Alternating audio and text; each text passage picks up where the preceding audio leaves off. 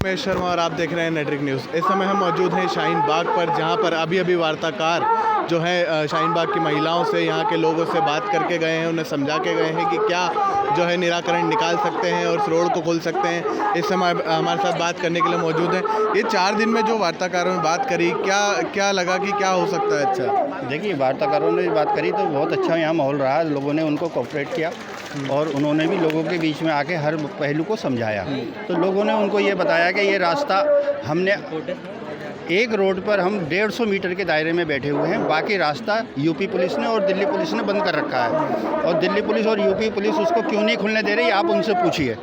वो लोग गए जाके, उन्होंने वहाँ पे जहाँ पे महामाया फ्लाईओवर यूपी के अंदर है, तो उन्होंने लाके पुलिस वालों से कहा कि जब ये रास्ता खुल सकता है तो आपने क्यों नहीं खोला। तो उनके कहने से उन्होंने 2 घंटे के लिए वो रास्ता खोल दिया, लेकिन बाद में उसको बंद कर दिया। उससे कारण पूछा गया तो उन लोगों ने कहा कि हमारे ऊपर से प्रेशर है कि ये रास्ता ना खोला जाए।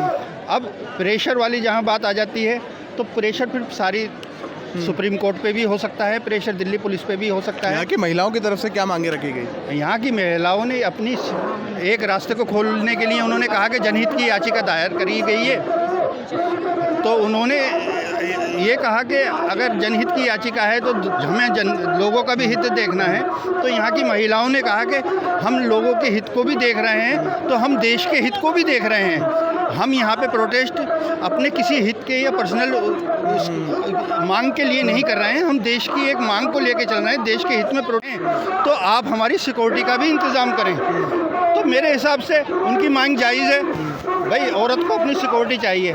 यहाँ पे हमारी माँ बहन बेटियाँ बैठी हैं, दादियाँ बैठी हुई हैं, हम भी उनकी सिक्योरिटी के बिना उनको यहाँ कैसे भेजेंगे?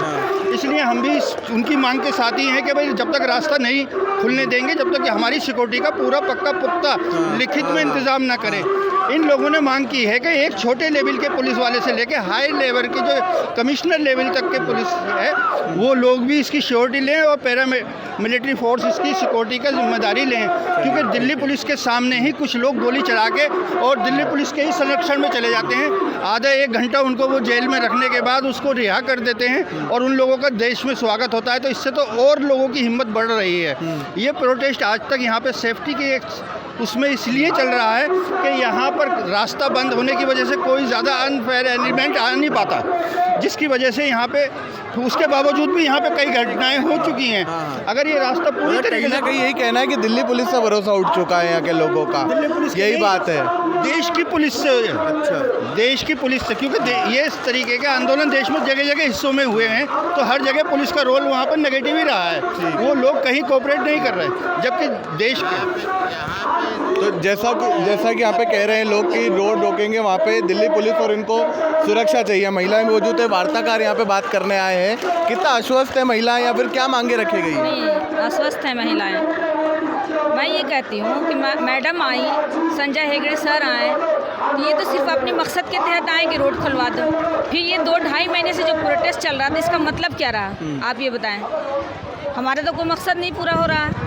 मकसद यही है ना भाई कि NPR में बदलाव लाओ, CA वापस जाए, NRC ना हो, कुछ इस तरह का मतलब है। ऐसा तो कोई मतलब तो पूरा हो नहीं रहा। बस आप अपनी रोड खुलवाने आ रहे हैं, हमारा तो कोई काम बन नहीं रहा है। हम तो 2 महीने से 3 महीने से ऐसे बेवकूफ़ बनेंगे।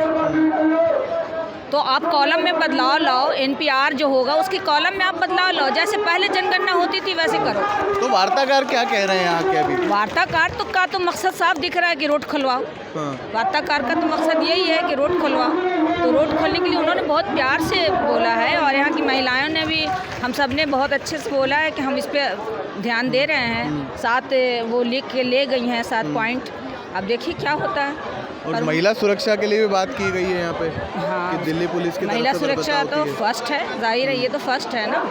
अब दिल्ली पुलिस का तो कोई विश्वास रहा नहीं है। वो भी हमारे भाई हैं, बिल्कुल हैं। हम जनता हैं, वो जनता है, सभी जनता है इस देश की।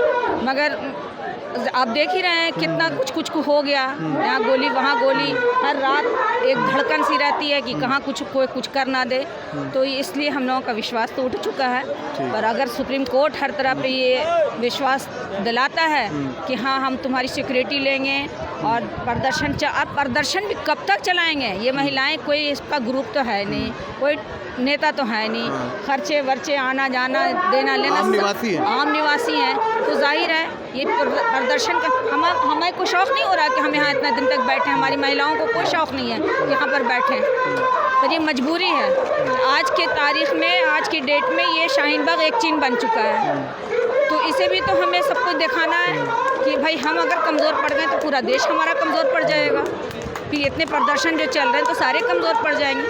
तो हमारी मांग यही है कि NPR जो भी हो, जैसे पहले होता था जनगणना वैसे हो, माता पिता NPR में जो बदलाव आए वो ना आए, बदलाव, यही बात है। तो यहाँ पे जो महिलाएं मौजूद हैं वो ये कह रही हैं, और हमारे माता पिता की रहाइश गाह ना पूछे, उनकी जन्मपत्री ने हम कहाँ से लाएंगे? हम तो 50 साल के हो गए, तो फिर हम कहाँ से लाएंगे उनकी जन्मपत्री? बताइए। तो ये सब आप भेजिए कि आप ये सब कॉलम चेंज करें, कॉलम चेंज करें NPR का। हम लोग राज़ी हैं, हमें क्या, हम तो देशवासी हैं, हम तो सीधे साधे देशवासी हैं। जो कहता है कि आतंकवादी हैं वो खुद आतंकवादी हैं। तो यहाँ पे जो महिलाएं वो कह रही हैं कि महिला सुरक्षा का सबसे बड़ा मुद्दा है और दिल्ली पुलिस पर यहाँ पर किसी को भी जो है भरोसा नहीं है। प्लस जो NPR में जो बदलाव किए गए हैं अभी तक, वो NPR में जो बदलाव किए गए उसे सरकार जो है वापस ले। CA जब तक नहीं लेंगे, जब तक यहाँ पे रोड खाली नहीं होगा, चाहे सलाहकार आ जाएं, वार्ताकार आ जाएं, वो इनको बताएं। यहाँ पे हमारे साथ लोग मौजूद हैं।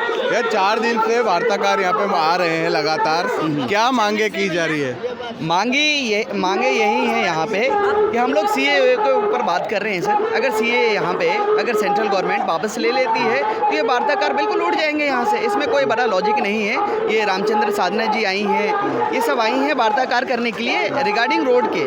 तो रोड खोलने का एक पॉसिबल वे है, लेकिन रोड खुलेगा कैसे? क्योंकि सिक्योरिटी ब्लेंडर्स भी होंगे, क्योंकि आपने पीछे देखा होगा, हमारे जर्नलिस्ट साथी ने ही दिखाया होगा किस तरह से लोग तमंचे लेके हमला कर रहे हैं। जब इतनी भीड़ यहाँ पे, इतनी मॉब अगर प्रोटेस्ट कर रहे हैं लोग, इसके बावजूद भी वो बंदा पुलिस के सहमे, दिल्ली पुलिस के सामने वो तमंचे लहरा रहा है, तो ये कहीं ना कहीं देश के लिए एक विडंबना है। यहाँ पे सोचना पड़ेगा, हर किसी को ये सोचना पड़ेगा कि इस तरह की एक्टिविटी क्यों हो रही है। हमारे बच्चे ऑक्सफोर्ड में पढ़ेंगे और हम सब के बच्चे तमंचे उठा के घूमेंगे, तो ये एक अच्छी बात नहीं है। और बात रही रोड की, तो इसके लिए एक सब्स्टिट्यूट रोड भी है, डाइवर्जन पॉसिबल वे में है। आप अगर देखेंगे, आप कालिंदी कुंज में जाएंगे, जब महामाया टू महामाया से दिल्ली की तरफ आएंगे तो वहाँ पे यूपी सरकार ने बैरिकेड लगा रखा है। ऐसा नहीं है, हमारे पास ऑप्शनल रोड है जो फरीदाबाद से डायरेक्ट नोएडा को कनेक्ट करता है टू दिल्ली होते हुए कालिंदी कुंज पे। जंक्शन कालिंदी कुंज है, वहाँ से भी हो सकता है, लेकिन यूपी पुलिस ने, योगी साहब ने पहले ही वहाँ पे बंद कर रखा है, बैरिकेड लगा रखा है। तो यहाँ पे ऑप्शन है, हम इस चीज़ को कर सकते हैं। और बात रही इस रोड को खोलने की, तो इसके ऊपर हम लोग बात करेंगे। अगर दिल्ली पुलिस सिक्योरिटी दे रही है, सुप्रीम कोर्ट के उपलक्ष्य में अगर बातें होंगी तो इसके ऊपर डिसाइड किया जाएगा। और ये जो कम्युनल चीज़ बना रहे हैं कि यहाँ पे सिर्फ एक रिलीजियस का प्रोटेस्ट है, तो ऐसा नहीं है। मैं सरकार के हुक्मरानों से बताना चाहता हूँ कि ऐसा नहीं है। यहाँ पे सारे रिलीजियस के लोग हैं, हमारे जीसस क्राइस्ट के भी लोग हैं, जो अलेक्जेंडर फ्लेमिंग जी हैं, और बहुत सारे धर्मों के लोग हैं। ऐसा नहीं है कि सारे लोग यहाँ पे अवेलेबल है, चाहे वो किसी माइनॉरिटीज़ को। ऐसा नहीं है कि CA से हिंदुओं को प्रॉब्लम है या मुसलमानों को प्रॉब्लम है, इससे वो अलग अलग ले रहा है ना, हर हिंदुस्तानी को। तो इसमें मतलब यहाँ ऐसा नहीं है कि मुस्लिम यहाँ मौजूद है, हर धर्म के यहाँ पे लोग मौजूद हैं। बताइए। मेरा नाम अलेक्जेंडर फ्लेमिंग है, मैं कैथलिक क्रिश्चियन हूँ, मैं मुसलमान नहीं हूँ। और कुल मिला के पहले दिन से मैं इस आंदोलन में भाग ले रहा हूँ। आज हमारी 7 मांगें हमने सामने रखी हैं, उस मांग में ऐसे उठने का प्रश्न पैदा नहीं है, वो वाली हमारी मांग नहीं है। हमारी मांग ये है, अगर आप साइड का रोड खोलते हैं, खोल दीजिएगा, लेकिन सुप्रीम कोर्ट हमारी सुरक्षा की गारंटी ले तब खोलिएगा, और वरना सुप्रीम कोर्ट को हमारी सुरक्षा की गारंटी लेना होगी। आप रोड खोलिएगा, हमें कोई आपत्ति नहीं है। और जो रोड जबरदस्ती इन बीजेपी वालों ने बंद करा रखी है, उनको आप उनसे खुलवाइए, उनसे हमारा कोई संबंध नहीं है।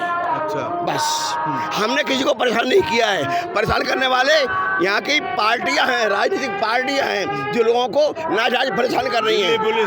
और ना तो हमारा किसी राजनीतिक पार्टी से संबंध है और ना होगा। अच्छा, तो वार्ताकार जो यहाँ पे आ रहे हैं वो आपको क्या आश्वासन दे रहे हैं कि वहाँ पे क्या करें? उनको आश्वासन देने का अधिकार नहीं है। हमारे बीच और सुप्रीम कोर्ट के बीच में जो कुछ बातें हो रही हैं वो उसके मध्यस्थ हैं। इसलिए हमारी बातें वो सुप्रीम कोर्ट तक पहुँच जाएंगे, वो आश्वासन देने का सवाल ही पैदा नहीं है। हाँ, उनका एक ही आश्वासन होगा कि आपकी बातें जैसी की तैसी सुप्रीम कोर्ट तक पहुँचा देंगे, बस, और इसके अलावा हमें कुछ नहीं कहना है। तो मतलब यहाँ जब तक सीए नहीं हटेंगे तब तक यहाँ से जो है प्रदर्शन खाली नहीं होगा। देखिए, सीए का सवाल है, वो तो एक ऐसा मुद्दा है कि जैसे ही सीए हटेगी पूरे हिंदुस्तान से प्रोटेस्ट हट जाएगा।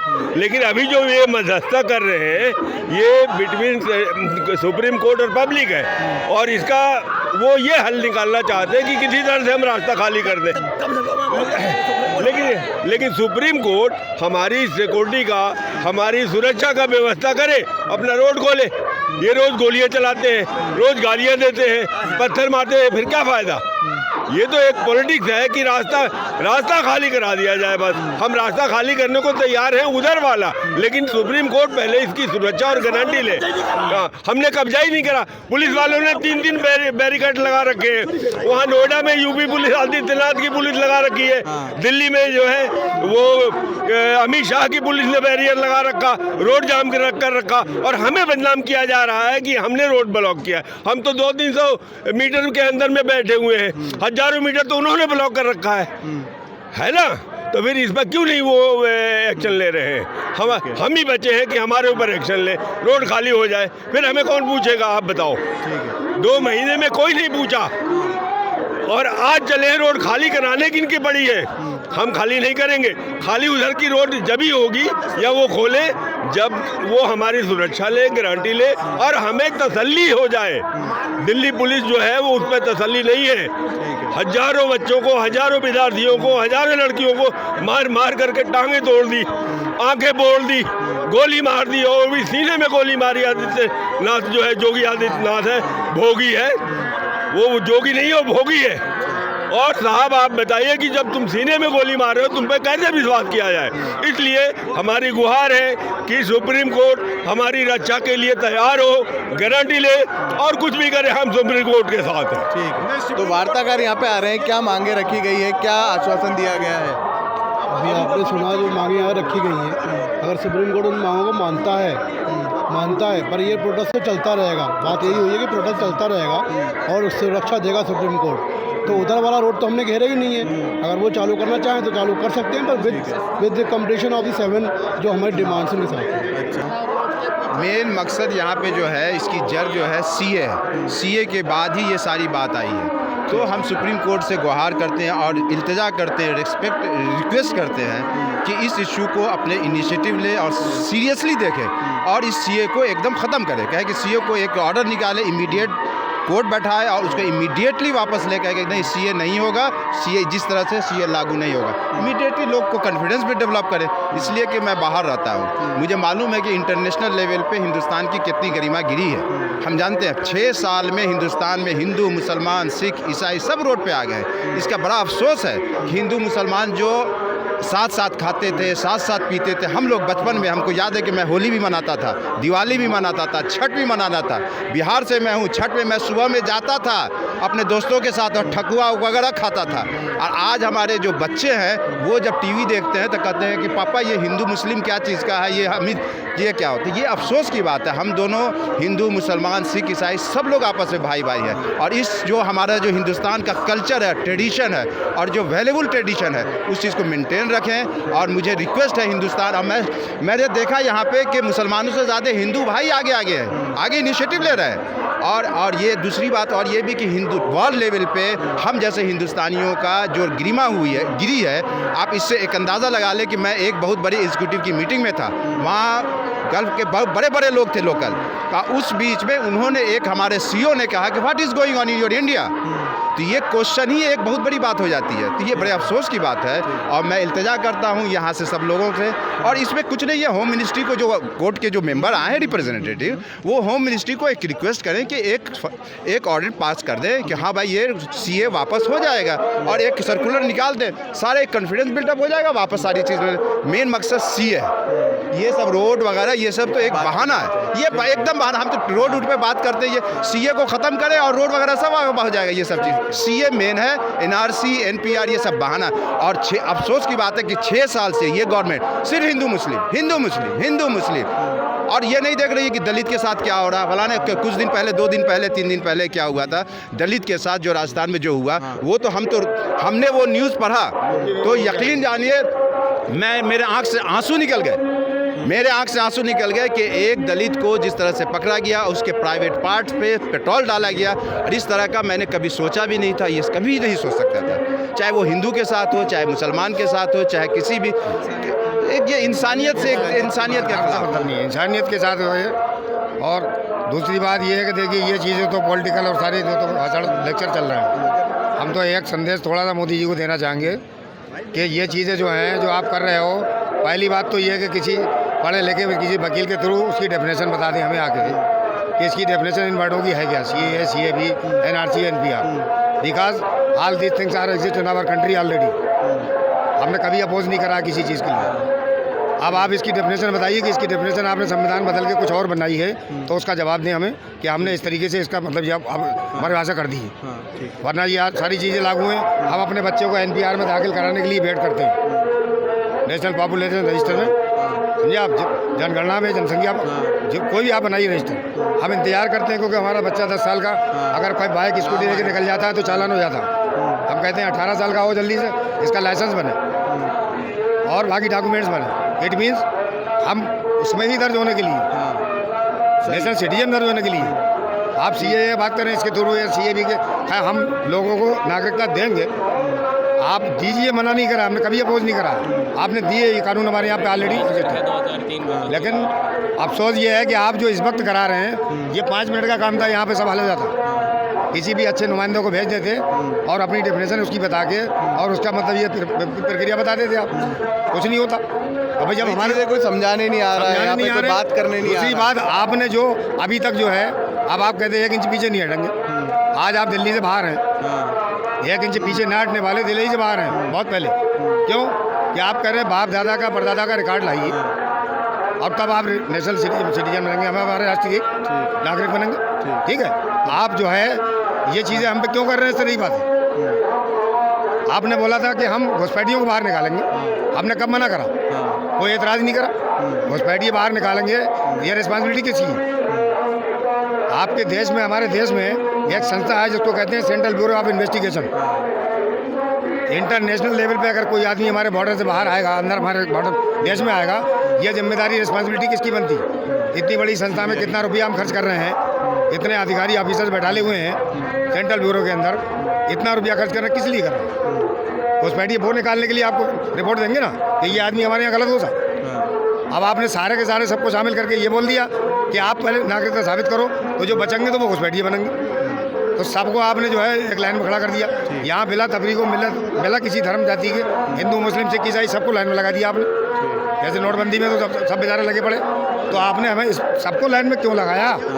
आप बोल रहे हैं घुसपैठिए बाहर निकालेंगे, निकालिए, मना नहीं कर रहे। अपने देश के नागरिकों से नफरत क्यों? हाँ, अपने देश, हम लोग आपस में हमसे नफरत क्यों? बात सही।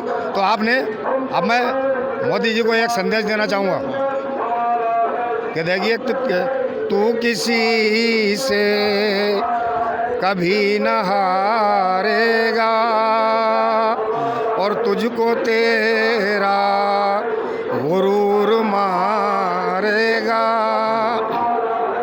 और तुझको दस्तार जिसने बख्शी है, तेरा सर भी वही उतारेगा।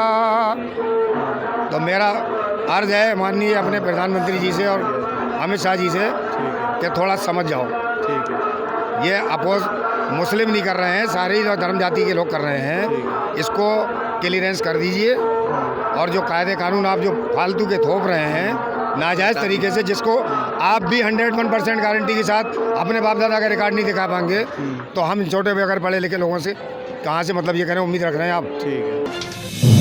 आप देख रहे हैं नेट्रिक न्यूज।